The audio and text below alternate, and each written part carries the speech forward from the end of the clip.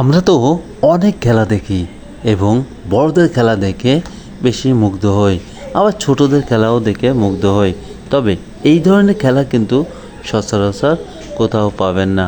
দেখেন, আমি যে জায়গা থেকে আপনাদের খেলাগুলো দেখাচ্ছি, সেই খেলাটা কিন্তু ছোট ছোট বাচ্চাদের।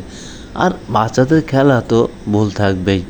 দেখেন কত সুন্দরভাবে তারা খেলাধুলা মেতে আছে এই মাঠটিতে।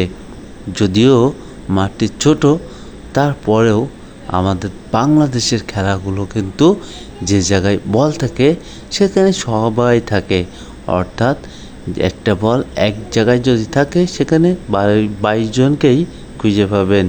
এমনভাবে খেলা বাংলাদেশ কি কখনো সামনে যেতে পারবে, না বিশ্বকাপ খেলতে পারবে?